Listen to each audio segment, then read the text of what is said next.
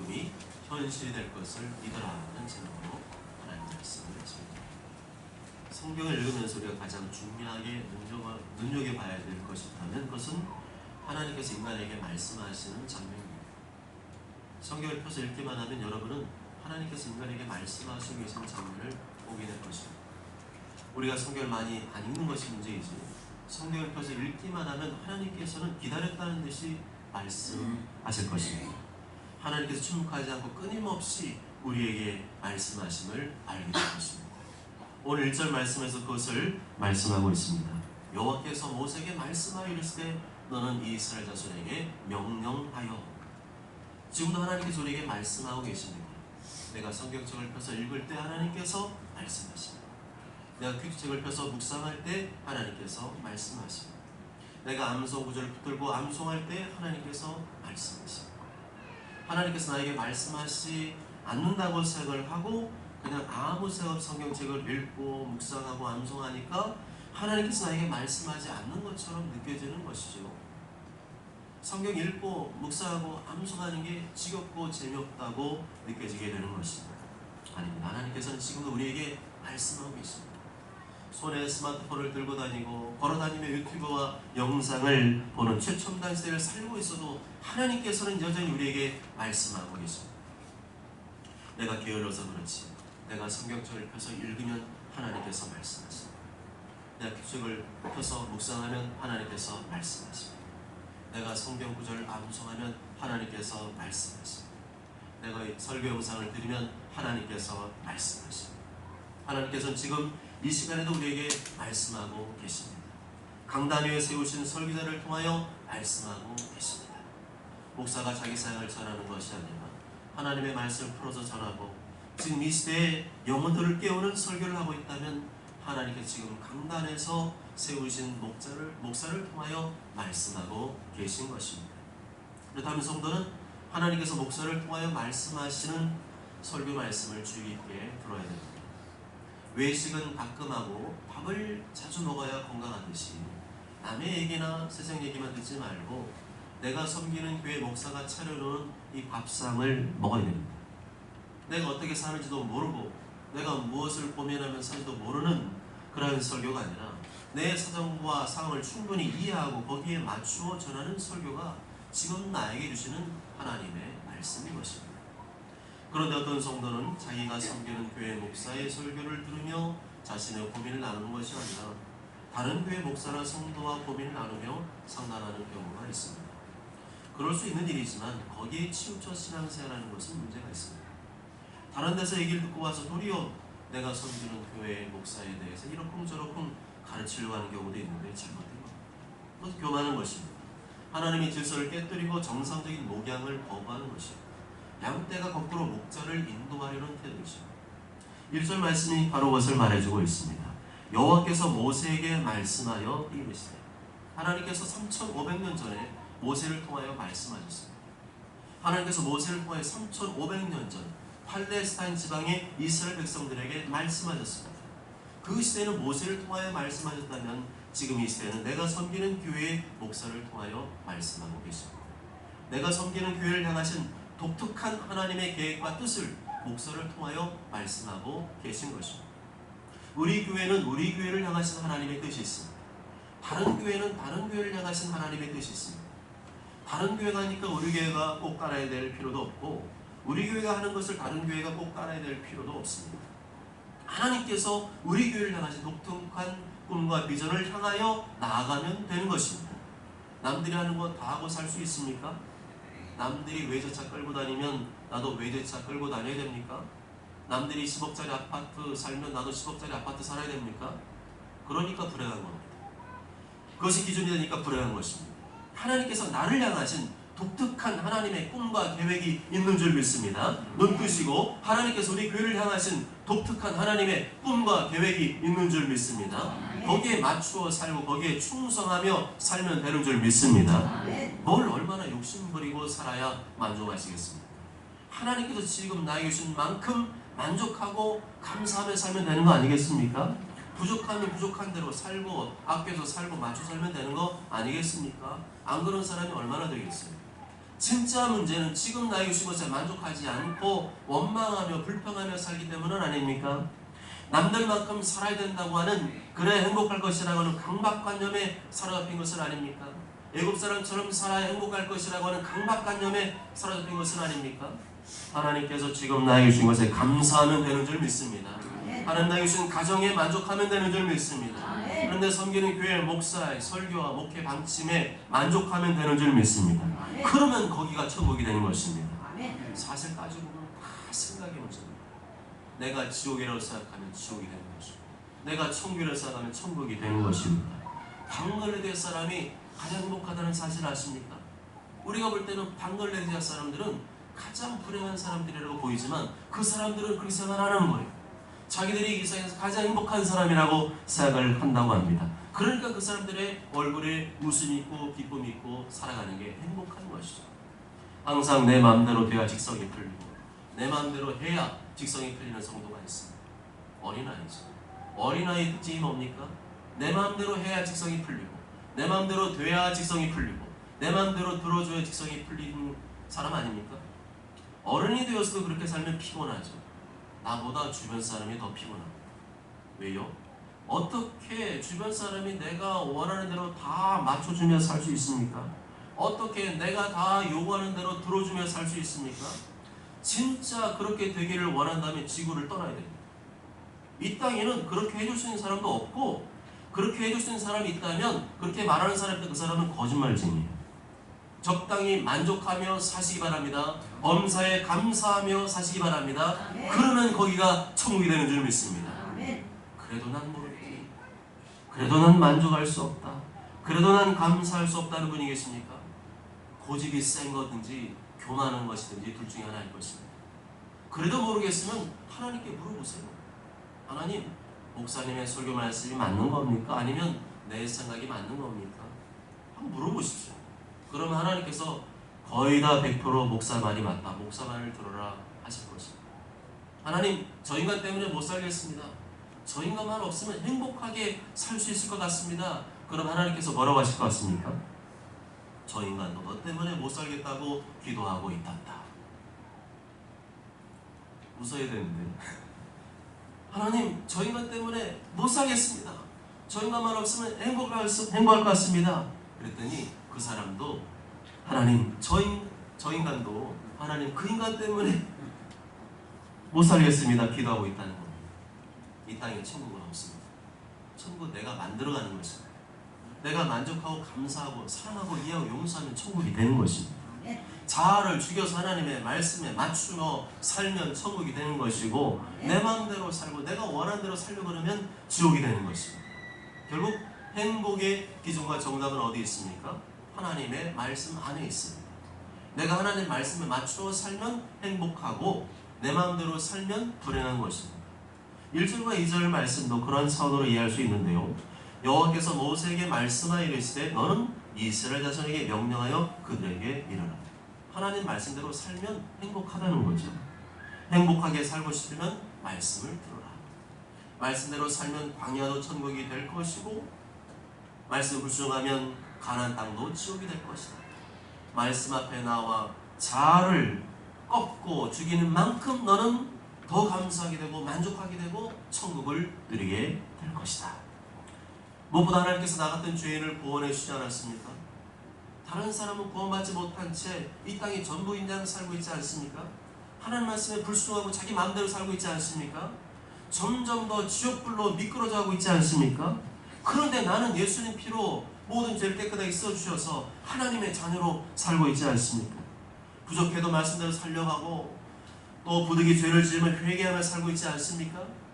그 결과 마음의 평강과 기쁨을 주시지 않습니까? 그것이 행복인 줄 믿습니다. 그것이 행복인 줄 믿습니다. 2절 하반절에 보면 하나님께서 이스라엘 백성들에게 꿈을 주시는 것을 볼 수 있습니다. 너희가 가나안 땅에 들어가는 때 그 땅은 너희의 기업이 되리니 곧 가나안 사방 지역. 당시 이스라엘 백성들에게 주신 꿈이 무엇입니까? 가나안 땅에 들어가는 것입니다. 그리고 가나안 땅에 들어가 그 땅의 복을 누리는 것입니다. 그렇지만 문제는 뭐죠? 가나안 땅에 이미 수많은 원주민이 살고 있다는 것입니다. 그렇지만 하나님 뭐라고 말씀하고 계십니까? 너희들이 가나안 땅의 원주민을 몰아내고 그 땅을 차지하게 될 것이라 말씀하고 있습니다. 아직 싸워보지도 않았습니다. 붙어보지도 않았습니다. 가나안 땅을 정탐한 10명의 말대로 그곳에는 골리앗 같은 거인이 버티고 있습니다. 절대로 무너질 것 같지 않은 크고 견고한 성읍이 버티고 있습니다. 더 좋은 최신식 무기와 군대를 갖추고 있습니다. 그렇지만 너희가 그 땅의 원주민을 몰아내고 그 땅을 차지하게 될 것이라 말씀하고 있습니다. 그리고 그 꿈을 더 확실하게 심어주기 위해서 오늘 4절부터 12절까지 말씀을 보면 동서남북의 경계와 명칭을 정확히 말씀해주고 있습니다. 중요한 것은 뭐라는 겁니까? 내 생각 판단을 믿지 말고 하나님의 말씀을 믿어라. 내 생각 판단을 믿지 말고 하나님께서 심어주신 하나님의 꿈을 믿으라는 것입니다. 이것으로 볼 때 신앙생활은 하나님의 꿈을 믿는 생활이라고 할 수 있습니다. 뭐라고요? 하나님의 꿈을 믿는 생활이 신앙생활. 나에게 주신 난공불락의 상황, 거인이 버티고 있는 상황, 도저히 이루어질 수 없을 것 같은 불가능한 상황을 믿지 말고 하나님의 꿈을 믿으라는 것입니다. 그런데 이 가나안 땅은 무엇으로 차지할 수 있습니까? 하나님의 꿈은 무엇으로 차지할 수 있습니까? 믿음으로 차지할 수 있습니다. 상황과 환경이 아무리 열악해도 하나님의 꿈을 믿음으로 차지할 수 있습니다. 그래서 계속 뭘 해야 됩니까? 하나님의 말씀을 묵상해야 됩니다. 가나안 땅을 묵상해야 됩니다. 하나님의 꿈을 묵상해야 됩니다. 하나님의 계획, 하나님의 뜻, 하나님의 비전을 묵상해야 됩니다. 그럼 뭐가 생깁니까? 믿음이 생깁니다. 확신이 생깁니다. 그런 자꾸만 믿음이 식어지고 떨어지는 이유가 뭡니까? 자꾸만 어려운 상황과 환경을 묵상하기 때문입니다. 자꾸만 나의 부족한 실력과 능력을 묵상하기 때문입니다. 그렇다면 문제의 원인이 어디에 있는 것입니까? 나에게 있는 것입니다. 하나님을 묵상하고 말씀 묵상하고 하나님 나에게 주신 꿈과 비전을 묵상해야 되는데 안 되는 것만 생각하고 모자란 것만 생각하고 부족한 것만 생각하기 때문입니다. 결국 내가 문제입니다. 내 생각이 문제이고 내 생각의 습관이 문제인 것입니다. 믿음으로 생각하지 않고 자꾸만 부정적인 생각, 현실적인 생각에 사로잡혀서 한 발짝도 믿음의 길을 내딛지 못하는 내 생각이 문제인 것입니다. 부정적인 사고와 생각이 잡혀있는 성도일수록 자꾸만 남의 말을 듣습니다. 하나님의 말씀을 안 듣고 기도는 안 하고 자꾸만 남의 말을 듣습니다. 그런데 남이 해주는 말을 들으면 마음에 평강이 임하고 기쁨이 임하고 믿음과 확신이 생기던가요? 아니죠. 자꾸만 하나님과 멀어집니다. 하나님의 말씀과 멀어집니다. 하나님의 꿈과 멀어집니다. 그러므로 우리는 누구도 탓하거나 원망할 필요가 없습니다. 문제는 내가 자꾸만 그런 쪽으로 생각하고 그런 사람 말을 듣고 그런 쪽으로 가기 때문입니다. 그런 성도에게 돌격 앞으로 하면 돌격 앞으로 하고 순종하겠습니다. 안 되는 생각, 부정적인 생각, 할 수 없는 생각으로 잡혀있는 사람이 어떻게 순종하며 전진할 수 있겠습니까? 사탄이 그런 성도를 잘 알고 있습니다. 그런 성도를 아주 좋아합니다. 그래서 사탄은 계속해서 불신의 생각, 염려의 생각, 안 되는 생각, 부정적인 생각을 심어주는 것입니다.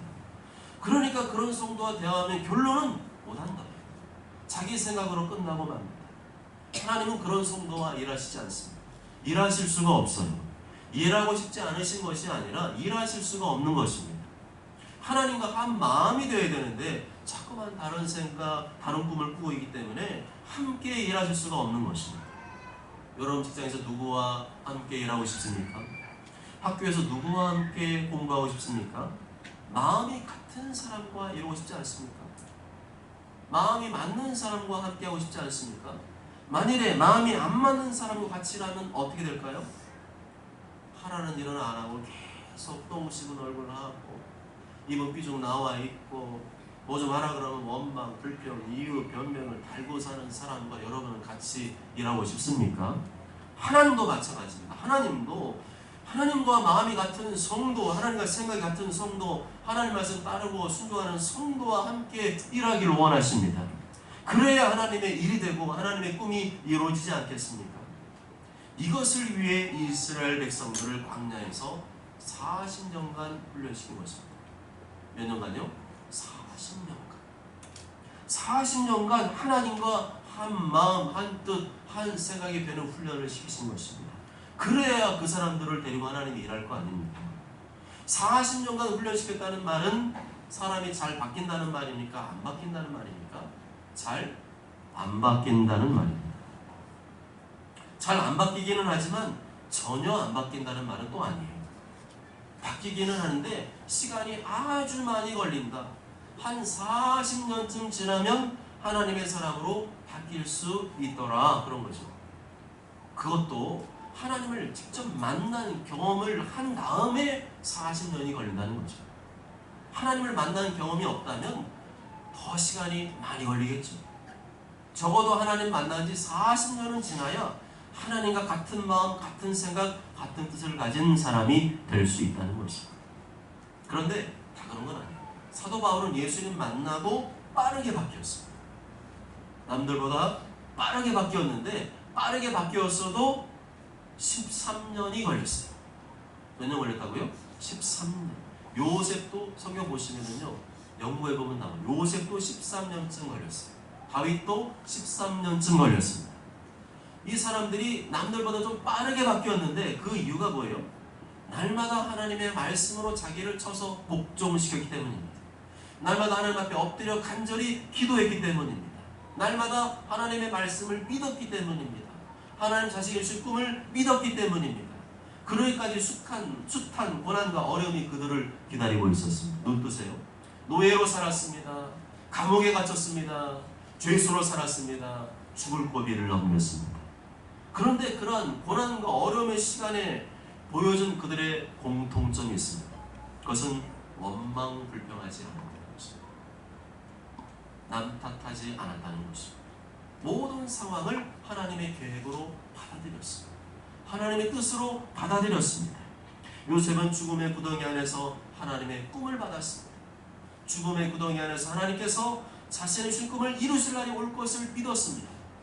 은혜를 준 술과 한 잔을 미워하지 않고 감옥에서 꺼내주는 일도 하나님께서 하실 것을 믿었습니다. 다시 말하면 하나님을 믿었다는 것입니다. 어려운 상황이나 환경을 믿지 않고 하나님을 믿었다는 것입니다. 믿으면 믿을수록 더 좋아지는 게 아니라 더 어려워지고 더 힘들어지고 안 좋아지는 상황 중에도 하나님을 믿었다는 것입니다. 다윗은 사울왕을 죽일 수 있었지만 죽이지 않았습니다. 복수할 기회가 찾아왔지만 복수하지 않았습니다. 자기 뜻대로 하지 않고 하나님의 말씀에 복종했습니다. 하나님의 세우신 권위와 질서에 복종했습니다. 나서거나 나대지 않았습니다. 사도 바울은 온갖 심한 어려움과 고난을 겪었습니다.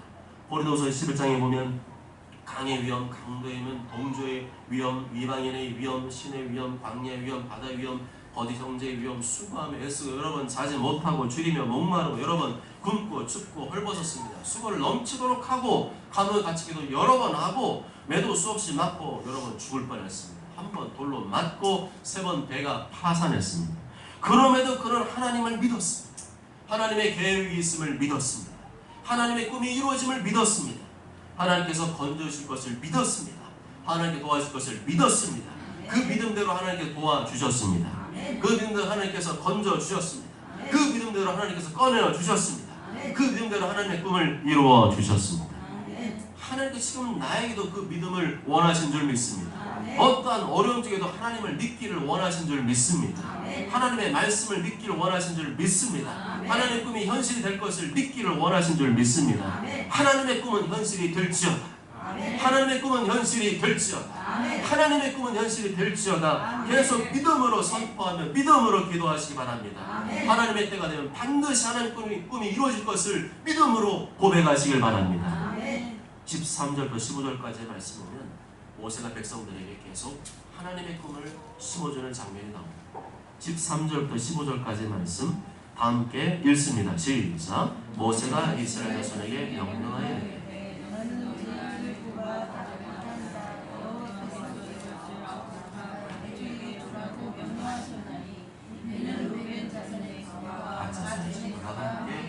조상의 가문에 따라 그들의 기업을 받을 것입니다.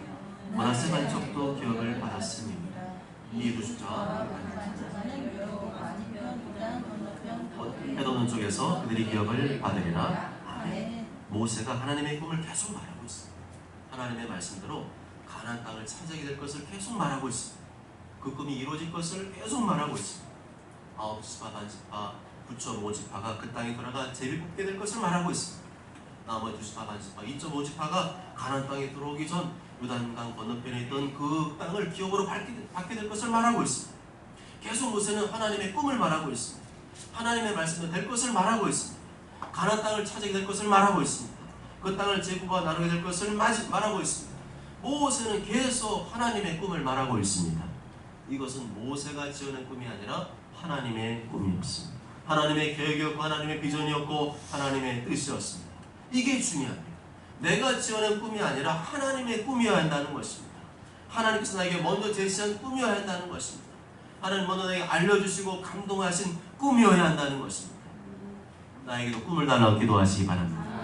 나를 통하여 이루실 꿈을 달라고 기도하시기 바랍니다.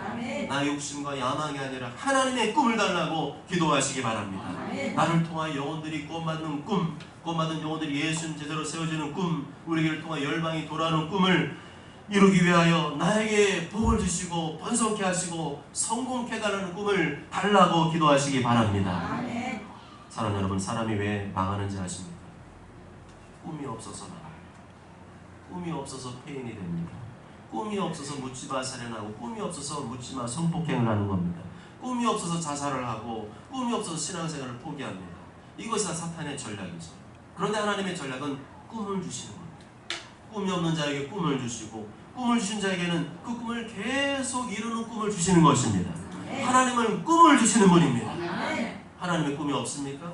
하나님의 꿈을 달라고 기도하십시오. 하나님의 꿈을 받으셨습니까? 어떠한 고난 중에도 흔들리지 말고 하나님의 꿈을 붙잡으십시오. 하나님의 꿈이 이루어질 것을 믿으십시오. 하나님의 꿈이 이루어지도록 순종하십시오. 모처럼 모세처럼 계속 하나님의 꿈을 믿고 하나님의 꿈에 말하고 하나님의 꿈을 기대하고 하나님의 꿈을 이루기 위해 순종하심으로 그 꿈이 현실이 된 것을 간증하는 주인공 되시길 주님의 이름으로 축복합니다. 아멘.